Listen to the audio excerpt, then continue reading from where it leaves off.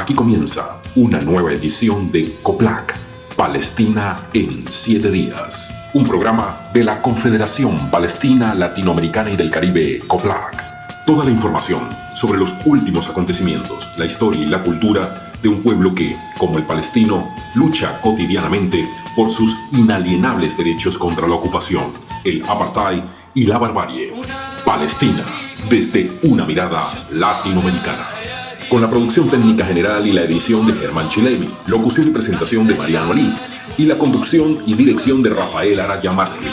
Suscríbete al canal, activa tus alertas y acompáñanos en este recorrido. COPLAC, Palestina en 7 días.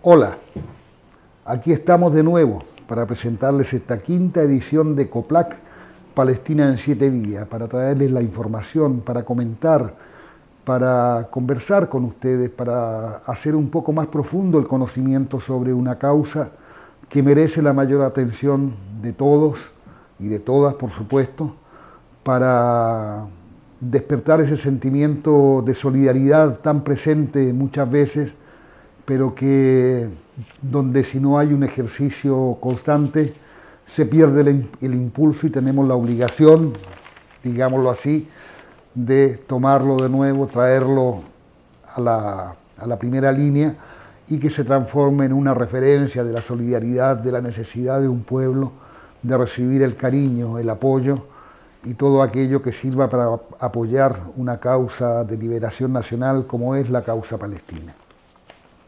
Hoy voy a leer desembosadamente, porque hay dos cosas que quiero tocar y les voy a contar, que una se refiere a la expulsión de habitantes palestinos en la región de Masafer Yatta, que es una zona desértica en Cisjordania, situada a 3 kilómetros de la frontera de Israel, a unos 30 kilómetros al sureste de la ciudad de Hebrón. Se compone de 19 aldeas dispersas por colinas y valles, habitadas por una población beduina palestina dedicada principalmente a la ganadería y a la agricultura.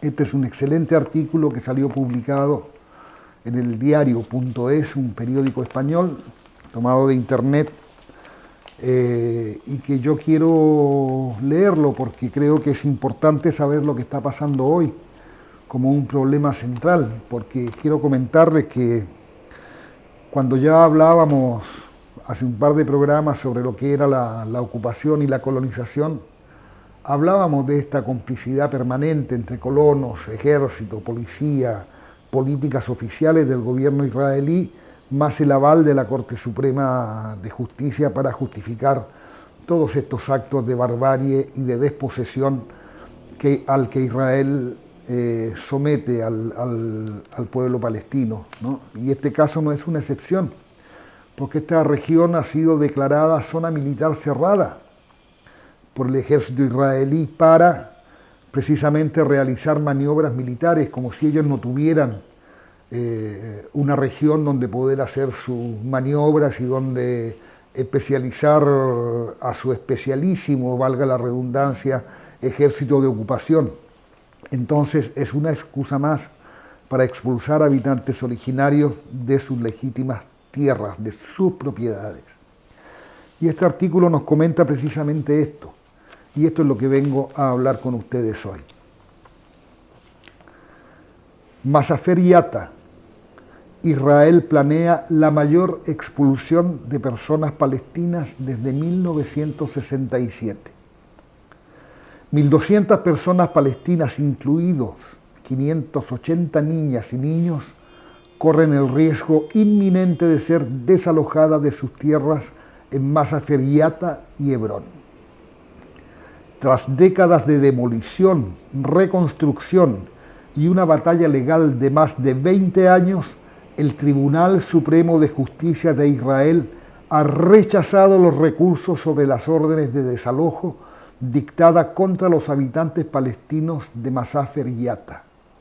una zona designada como lugar de entrenamiento militar de acceso restringido, denominada Zona de Tiro 918, al sur de la ciudad de Hebrón.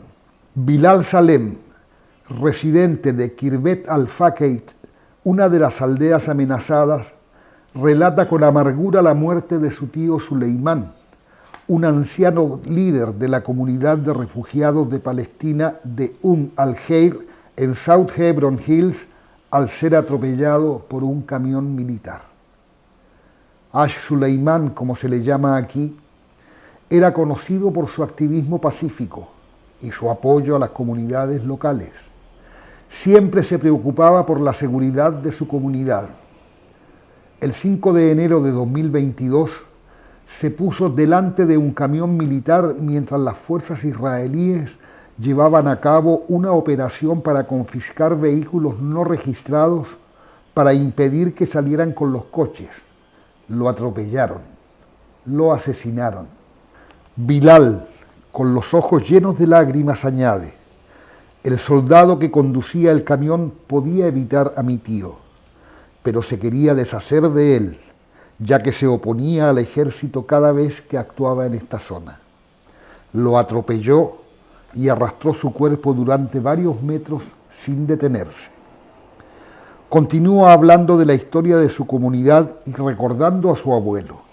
Mi abuelo, Eid al-Hadjalin, era de Tal Arad, en el desierto del Negev.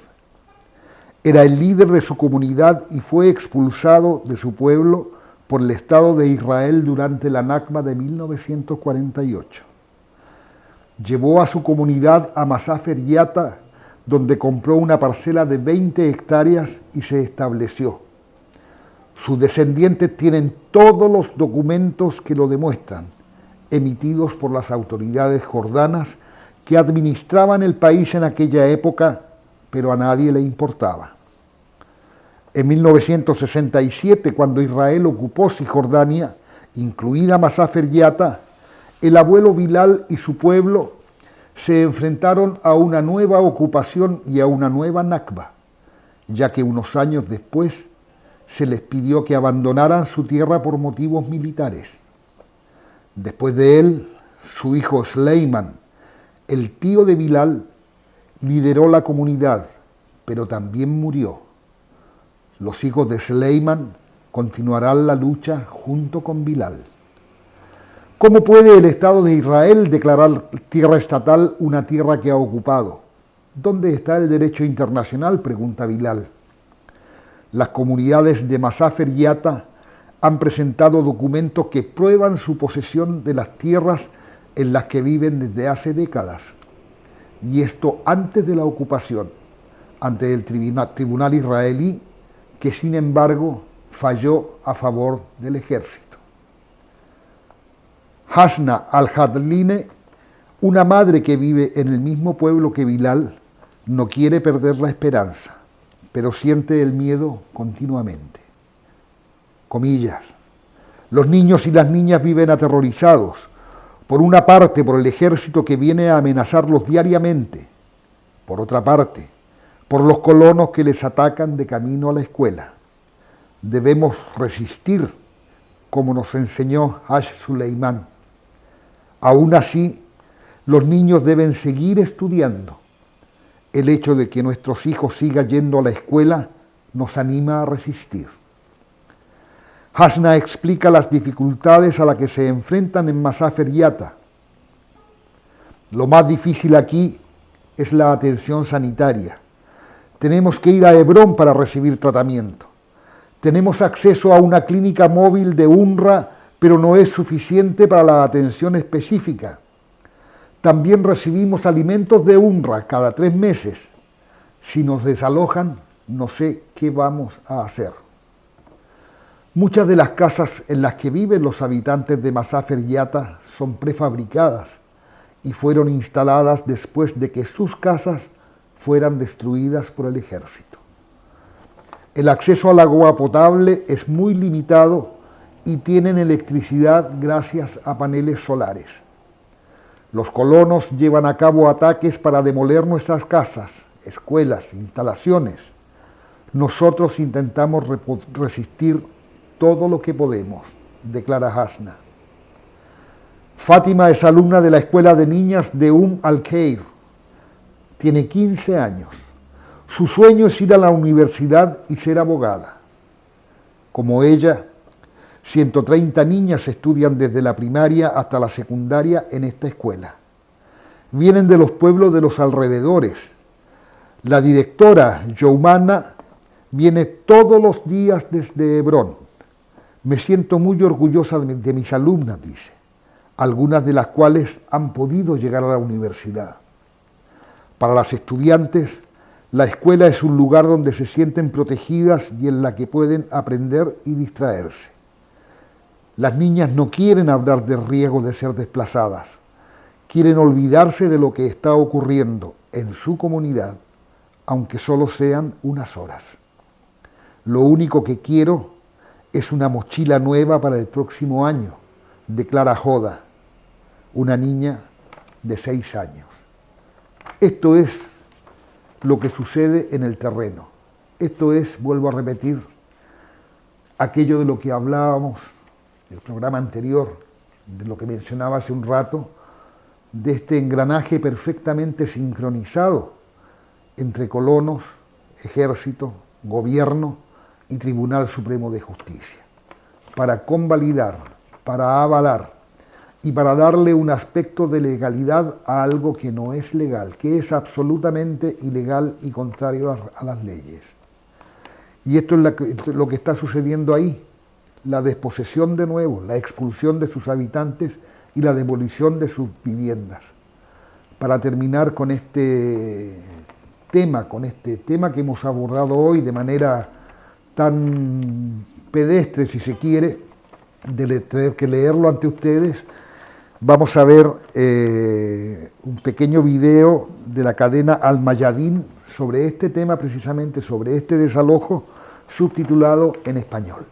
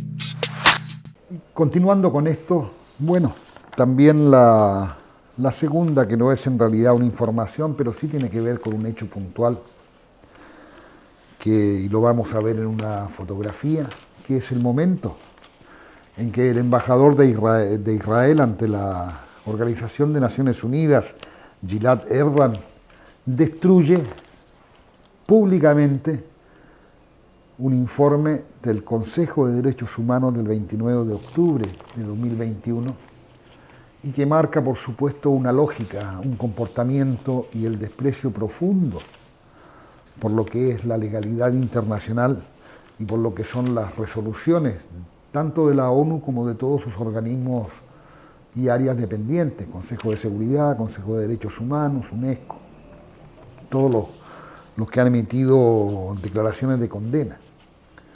Y este es un extraordinario artículo que escribiera el extraordinario periodista israelí que vive en Israel, columnista del diario Haaretz de Tel Aviv, y que voy a leer porque es muy relevante y nos habla un poco de lo que es la posición israelí frente a las resoluciones de la ONU y sobre todo frente a la legalidad internacional. Y este artículo Se llama Destrozando la evidencia. Cómo Israel mantiene la impunidad mundial. Repito, es un artículo del periodista Gideon Levy. Dice así: desde Chaim Herzog en 1975 hasta Gilad Erdan el año pasado, los funcionarios israelíes han tomado medidas drásticas para evitar la rendición de cuenta por los crímenes del Estado. El 10 de noviembre de 1975, el difunto Chaim Herzog, entonces embajador de Israel ante las Naciones Unidas y padre del presidente Isaac Herzog, subió al podio de la Asamblea General y rompió dramáticamente el texto de la resolución 3379 adoptada ese mismo día.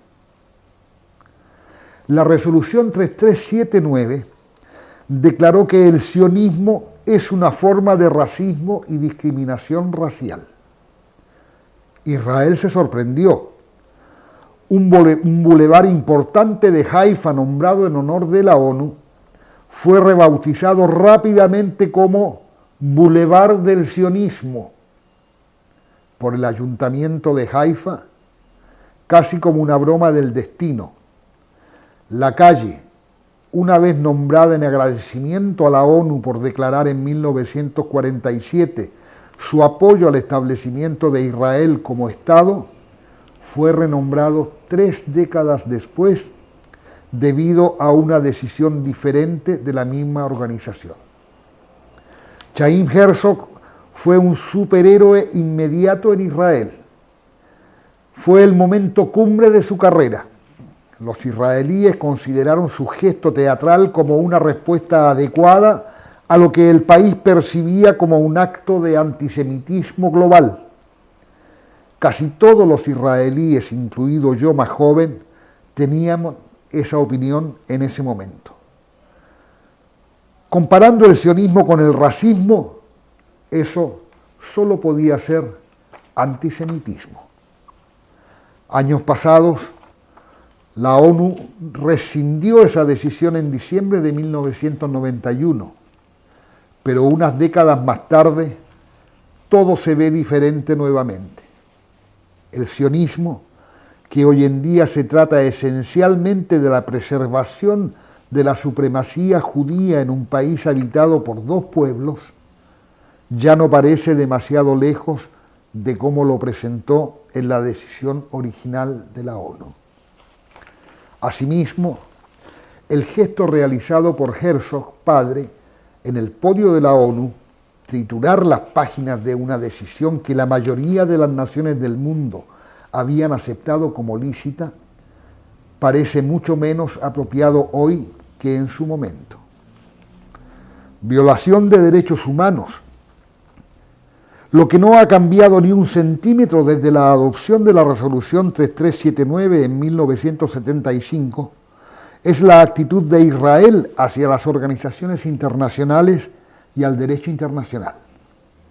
Casi medio siglo después, encontramos al actual embajador de Israel ante la ONU, Gilad Erdan, haciendo algo similar.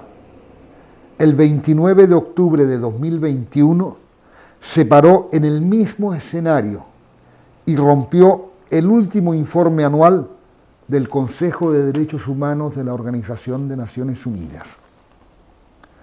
Esta vez, la actuación fue percibida como compulsiva y violenta y ganó mucho menos respeto. Pero Erdan también sugirió enviar el informe al lugar que le corresponde, comillas, en el basurero del antisemitismo. Que Israel no esté solo en sus violaciones de los derechos humanos, que otros países se comporten de la misma manera pero obtengan mucho menos censura internacional, se considera adecuado para justificar el fracaso total de Israel en responder a las acusaciones formuladas en su contra. Es como un conductor atrapado conduciendo a exceso de velocidad imprudentemente, que trata de evitar consecuencias legales diciendo que todo el mundo conduce de esa manera. Esta es una estratagema inútil cuando se usa contra policías de tránsito y debería ser igualmente inútil cuando se dirige a las instituciones de la comunidad internacional. Entonces, esta es la historia en unas pocas palabras. Un país establecido gracias al poder de la ONU y a la comunidad internacional actúa para socavar a los mismos organismos internacionales en el momento en que se vuelven críticos con su comportamiento. Solo tengan en cuenta cómo los medios israelíes cumplen con los informes sobre los miembros de las diversas comisiones internacionales de investigación sobre los asuntos israelíes. Considere las representaciones más recientes de Navi Pillay, quien pasó 6 años como alta comisionada de la ONU para los Derechos Humanos y ahora preside la Comisión de Investigación de la ONU sobre el bombardeo de torres de gran altura por parte de Israel en Gaza en mayo de 2021. Pillay está equivocado, odia a Israel o, comillas, nuevamente, es antisemita. Subtítulo disparando al mensajero. No todo se hizo público sobre los esfuerzos de Israel para destruir la reputación de Richard Goldstein. Creo que esto lo comentamos en un programa pasado, como después de haber hecho un informe condenando a Israel por los bombardeos a Gaza, lo obligaron a retractarse mediante las presiones incluso familiares para que así lo hiciera. Repito, no todo se hizo público sobre los esfuerzos de Israel para destruir la reputación de Richard Goldstein, quien dirigió el equipo de investigación de la ONU sobre la guerra de Gaza de 2008-2009. Aún se sabe menos sobre sus intentos de atacar a Fatou Bensouda, la ex fiscal jefe de la Corte Penal Internacional, después de que finalmente reunió el coraje para abrir una investigación sobre presuntos crímenes de guerra cometidos por Israel. Israel emplea repetidamente una estrategia antigua pero efectiva. Si no puedes manejar el mensaje, dispara al mensajero. Tras la decisión de abrir esa investigación, Bensouda renunció y no se ha hecho nada desde entonces. A los miembros de la Comisión de la ONU que investigan la última guerra de Gaza se les ha negado la entrada a Israel, ya que el gobierno se niega a cooperar con su trabajo. Israel tiene mucho que ocultar. Sin embargo, incluso eso no ha proporcionado incentivos suficientes para ampliar las investigaciones. Esto está funcionando para Israel. Erdogan acaba de ser elegido vicepresidente de la Asamblea General de la ONU. Las investigaciones de Israel se llevan a cabo a un ritmo sospechosamente pausado. Ni siquiera mencionemos la palabra sanciones. Lo que estuvo bien para tratar con Rusia sobre unas semanas después de su invasión a Ucrania, nunca ha estado en la agenda con respecto a una ocupación asombrosamente similar, con más de medio siglo de antigüedad y contando por parte de Israel. El resultado, nadie acusado, sin rendición de cuentas, sin precio exigido y sin castigo. Toda esta progresión ha llevado a una situación inconcebible. Presenta una potencia ocupante cuya ocupación continua es reconocida internacionalmente como ilegal, cuya ocupación, comillas, temporal, se ha vuelto permanente desde hace mucho tiempo y cuyas fuerzas de seguridad cometen crímenes de guerra en los territorios ocupados de manera regular, ya que esa es la única forma de vencer la legítima resistencia a la ocupación. Nadie es investigado, acusado, juzgado o sancionado, ni el propio país, ni sus ciudadanos que realizan estas acciones.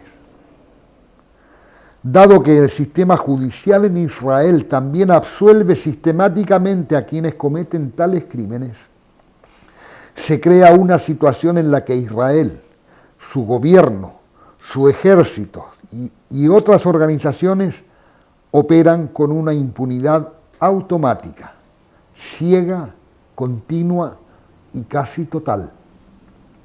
Los soldados que sirven en los territorios ocupados saben muy bien que casi todo lo que hacen es considerado permisible.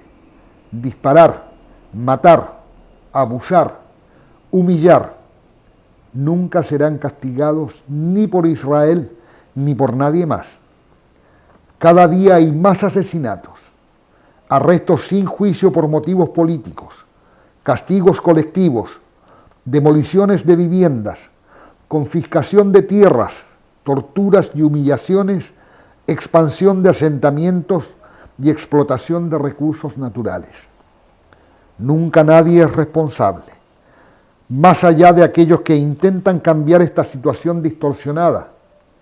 Si se escribe un informe, Israel ni siquiera lo leerá y su embajador titulará el texto en el escenario internacional más respetado del mundo. Si alguien se atreve a iniciar una investigación, Israel la hará desaparecer rápidamente. El resto del mundo puede adoptar una línea dura sobre Israel retóricamente. Sin embargo, instantáneamente sale en defensa de Israel frente a cualquier acción potencialmente dañina. Ningún otro país tiene algo como el espectro de impunidad de Israel. Ningún otro ejército es tratado como inocente a pesar de perpetuar una ocupación y cometer todos los delitos evitables e inevitables que son parte integral de esta situación ilegal. ¿Ha reconocido Israel alguna vez siquiera una acción indefendible ante la comunidad internacional? ¿Se ha atrevido alguna vez la comunidad internacional a dar un paso real para llevar a los culpables ante la justicia? No ha habido responsabilidad alguna por la larga lista de crímenes cometidos en territorios bajo ocupación del Estado de Israel. Solo pregúntenle a Erdogan cómo funciona esto. Para mantener este sistema en marcha, solo necesita pararse en el podio más respetado de la tierra y romper la evidencia de sus transgresiones.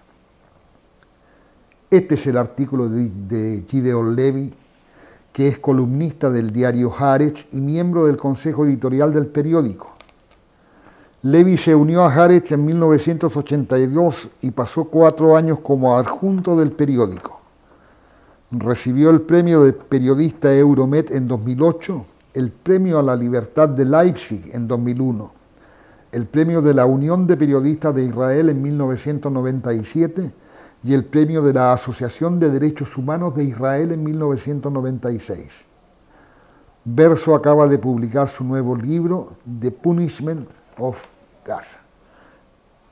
Esto es lo que queríamos abordar nuevamente. Tal vez Gideon Levy lo dice con palabras mucho más claras de lo que yo he podido explicarlo, pero vuelve a ratificar la teoría de la impunidad, la teoría de que ante la falta y la carencia absoluta de medidas punitivas contra las políticas del Estado de Israel en el terreno, y esto nos hace, digamos, plantear que mientras no exista en la comunidad internacional la voluntad política de actuar en ese sentido, Israel podrá seguir cometiendo de manera cotidiana esta barbarie que impide que el pueblo palestino pueda cumplir con su sueño, y más que su sueño, su derecho a construir un Estado propio, libre y soberano en suelo palestino.